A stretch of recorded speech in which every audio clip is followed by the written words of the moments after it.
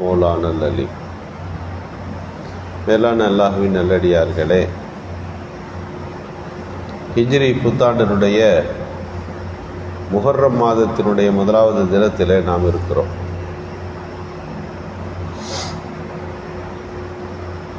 ஆயிரத்தி 400 ஆண்டுகளை கடந்து இஸ்லாம் இவ்வுலகத்தில் நிலை நாட்டப்பட்டு உலகமெங்கிலும் இஸ்லாம் பரவி இருக்கக்கூடிய இந்த ஒரு சூழலில் இஸ்லாமிய புத்தாண்டு என்பது மிக முக்கியமான ஒரு இடத்தை பெற்றிருக்கிறது. நபிகள் நாயகம் ஸல்லல்லாஹு அலைஹி வஸல்லம் அவர்கள் எப்போது ஹிஜ்ரத்து செய்தார்களோ அதிலிருந்து தான் ஹிஜ்ரி ஆண்டு என்பது பிறக்கிறது. ஹிஜ்ரத்து என்பது இஸ்லாமிய வரலாற்றிலே மிக முக்கியமான ஒரு செய்தி. நபிகள் ஸல்லல்லாஹு அலைஹி வஸல்லம் அவர்கள் காலம் வரை ஆண்டுக்கு ஒரு கணக்கு என்பது அன்று நடந்த ஏதோ ஒரு பெரிய விஷயத்தை வைத்து கணித்து கொண்டிருந்தார்கள். ரசூலுல்லாஹ் எப்போ பிறந்தாங்கன்னு சொன்னாக்கா வருஷம் எப்படி சொல்லுவார்கள், யானை ஆண்டினுடைய முதலாவது வருஷத்தில் ரசூலுல்லாஹ் பிறந்தாங்க. ஆபரஹா அப்போதுதான் ஒரு பெரிய யானைப்படையோடு காபத்துல்லாவை தாக்குவதற்கு வந்துவிட்டு போனார். யானைப்படை என்பது ஒரு பெரிய ஒரு நிகழ்ச்சி. எனவே மக்காவாசிகள் சொன்னார்கள், ரசூலுல்லாஹ் எப்போ பிறந்தாங்கன்னா யானைப்படை வந்துச்சு இல்லையா, அந்த வருஷத்தில் முதலாவது வருஷம், அது 2வது வருஷம் என்று ஒவ்வொரு வருஷம் கணக்கிட்டு கொள்வார்கள். வருடம் என்பது அவர்களுக்கு இல்லை. மாதங்கள் 12 இருந்தது, நாட்கள் இருந்தது. இது என்ன மாதம்னு கேட்டால் சொல்ல முடியும். முஹர்ரம் மாதம் தெரியும், ரபியுல் அவ்வல் தெரியும், 12 மாதங்களின் பெயர்கள் அவருக்கு அறியும், சொல்லுவார்கள். ஆனால் என்ன வருஷம் அப்படின்னு கேட்டால் தெரியாது. வருடம் என்பது அப்போது நடந்த அந்த செய்தி வைத்து கொஞ்ச நாள் வரைக்கும் அந்த வருஷத்தை போய்கிட்டு இருக்கோம். அதற்கு பிறகு ஏதாவது ஒரு பெரிய நிகழ்ச்சி ஏதாவது நடந்தால் அதிலிருந்து வருஷத்தை சொல்லுவாங்க. எனவே ஒரு ஆண்டு என்பது ஒரு 40 வருஷம் ஒரு செய்தியிலேருந்து ஓடிச்சுன்னா மறக்கடிக்கப்பட்டு வேறு ஏதாவது புது செய்தி வரும். அது நடந்ததுலேருந்து 3வது வருஷம், இது நடந்தது 4வது வருஷம் என்று சொல்லுவார்கள். உலகம் 1000 ஆண்டுகளை கடந்து 2000 ஆண்டுகளை கடந்து போய் கொண்டிருக்கிறது. 2000 வருடம் இப்போது நாம் வைத்திருக்கிறோம்.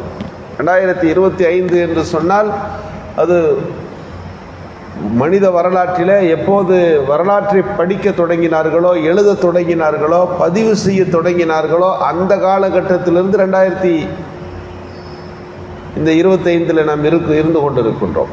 அப்போ இஸ்லாமிய வரலாற்றை பொறுத்தளவிற்கு இது போன்ற ஒரு ஆண்டு வேண்டும்.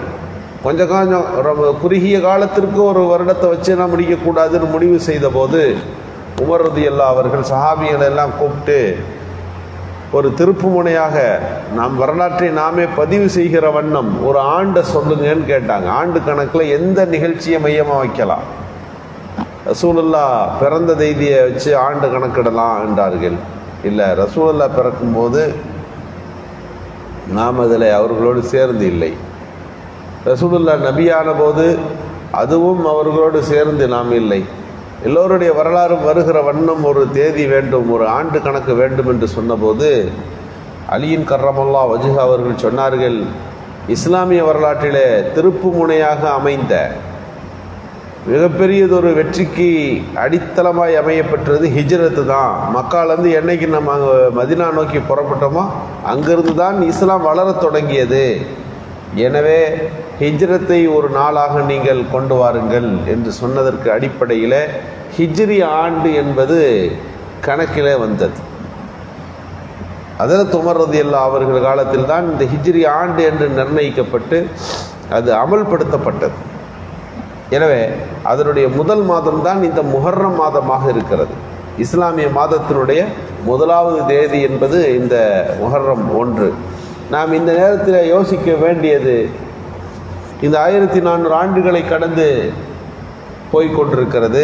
இஸ்லாம் உருவாகி 14 நூற்றாண்டுகள் முடிந்திருக்கிறது.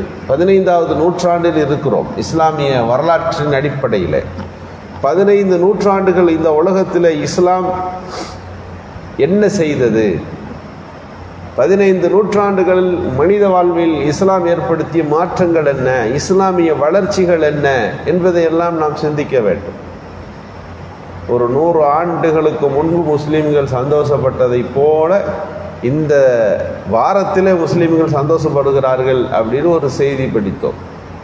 ஒரு இஸ்லாமிய நாடு சில அநியாயங்களை தட்டி கேட்பதற்கும் சில நியாயங்களை நிலைநாட்டுவதற்கும் ஒரு போர்க்களத்திலே புகுந்து அது தன்னுடைய நவீன டெக்னாலஜிகள் மூலம் இன்றைக்கு வளர்ந்து வருகிற அந்த நவீன யுகத்திற்கு தோதுவாக தங்களை நிலைநிறுத்திய செய்தி இன்றைக்கு உலகளாவிய அளவிற்கு இந்த இஸ்லாமிய சமூகம் சந்தோஷப்படுவதற்கும் அடுத்த கட்டத்தில் அவர்கள் தங்களை உயர்த்தி கொள்வதற்குமான ஒரு சிந்தனை பிறந்திருக்கிறது. அவர்கள் யாராக இருந்தாலும் ஒரு சரி தவறு என்று வந்து இஸ்லாமிய உம்மத்திற்கு உதவி என்று வருகிற போது தனிப்பட்ட முறையில் அவர்கள் எந்த கொள்கை உடையவர்களாக இருந்தாலும் அவர்களை நாம் ஆதரிக்க வேண்டும். இதுபோல இஸ்லாமிய வளர்ச்சி என்பதை நாம் கவனித்து பார்க்கிறோம். எல்லா நாடுகளிலும் இஸ்லாம் வளர்கிறது என்ற செய்தியை நாம் புள்ளி விவரமாக தருகிறார்கள். ஐரோப்பிய நாடுகளில் இஸ்லாம் வளர்ச்சி அடைந்து கொண்டே போகிறது. ஒரு ஆண்டு கணக்கில் எடுத்து நாம் பார்க்கிற போது ஒரு ஆண்டும் இஸ்லாத்திற்குள்ளே இணைந்தவர்கள் எவ்வளவு பேர் என்று நாம் பட்டியலை எடுத்து பார்த்தால் எல்லா நாடுகளிலும் இஸ்லாம் வளர்ந்து கொண்டே போகிறது என்கிற செய்தியை நம்மால் படிக்க முடிகிறது. இஸ்லாமிய வளர்ச்சி என்பது அப்படிப்பட்டது. ஒரு நூற்றாண்டில் இருந்ததை விட அடுத்த நூற்றாண்டு இஸ்லாத்தை பற்றியுள்ள செய்திகள் அது அதிகம் வாசிக்கப்படுகிறது. நாம் வாழுகிற சமகாலத்தின் இஸ்லாமிய பண்புகள் அது மக்களால் ஏற்றுக்கொள்ளப்படுகிறது. அதே நேரத்தில் இஸ்லாம் குறித்த நெகட்டிவான இஸ்லாம் குறித்த எதிர்கருத்துக்கள் இஸ்லாமிய வளர்ச்சிகள் தடுக்கப்பட வேண்டும் என்ற அடிப்படையில் சொல்லப்படுகின்ற எத்தனையோ பொய் குற்றச்சாட்டுகளும் பெருகி இருக்கிறது. அதையும் நாம் மறுப்பதற்கு இல்லை. ஒரு நாள் விடிந்தால் இஸ்லாத்திற்கு எதிரான பதிவுகள் போடப்பட்டு கொண்டே இருக்க வேண்டும். அது செய்யப்படுகிறது. ஒரு ஆண்டு என்று நாம் கணக்கெடுத்தால் ஒரு ஆண்டில் இஸ்லாத்துக்கு எதிராக எழுதப்பட்ட புத்தகங்களின் எண்ணிக்கை இஸ்லாமோஃபோபியோ, இஸ்லாம் ஒரு பயங்கரம் அப்படின்ற ஒரு அமைப்பு இருக்கிறது. இந்த ஒரு சித்தாந்தத்தை கையில் வைத்திருக்கிறார்கள். அது உலகத்தில் எல்லா இடத்துலையும் இருக்குது. எல்லா நாடுகளிலும் அந்த இயக்கம் இருக்கிறது. அது பரப்பப்பட்டு கொண்டே இருக்கிறது. இஸ்லாத்திலிருந்து வெளியே போனவர்கள் எண்ணிக்கை என்பது எல்லா காலகட்டத்திலும் கணக்கெடுப்பில் ரொம்ப குறைவு தான். இஸ்லாத்திலேருந்து இவங்கெல்லாம் போயிட்டாங்க, முர்த்தத்து ஆயிட்டாங்கன்றது கடந்த ஆண்டுகள் ரொம்ப குறைவு. ஆனால் சம ஆண்டுகளிலே நாம் படிக்கின்றோம் இஸ்லாத்தை விட்டு வெளியேறியவர்களின் பட்டியல் வர தொடங்கி இருக்கிறது. அதிகம் பெண்களின் பட்டியல் அதிலே வருகிறது.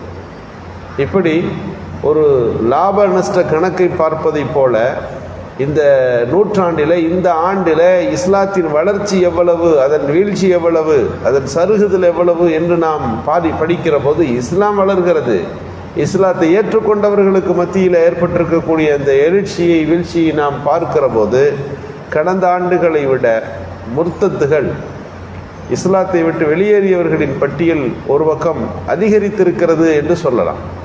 அதே நேரத்தில் இஸ்லாமிய வளர்ச்சியை முன்னோக்குகிற போது கடந்த ஆண்டுகளை விட இஸ்லாத்துக்குள்ளே இணைந்தவர்களின் பட்டியல் அதிகரித்திருக்கிறது என்று நாம் ஒரு பக்கம் வெளியே போனால் அல்லாஹ் 1க்கு 10ஆக இஸ்லாத்திற்குள்ளே இணைக்கிறார்.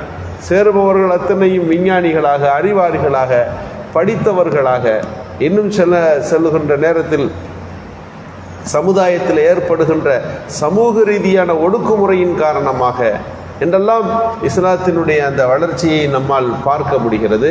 அல்லாஹ் சுப்ஹானஹு வ தஆலா இஸ்லாத்தை குறித்து அறிமுகப்படுத்துகிற போது ஹுவல்லதி அத்ஹரஹு பில் ஹக்கி வ தீனில் ஹக் லியுத்ஹிரஹு அலா தீனி குல்லிஹி லியுத்ஹிரஹு அலா தீனி குல்லி. எல்லா மார்க்கங்களையும் மதங்களையும் விட மிகைக்கிற வண்ணம் தான் அல்லாஹ் இந்த மார்க்கத்தை அமைத்திருக்கிறான். இஸ்லாத்தினுடைய அடிப்படை பண்பே அதுதான்.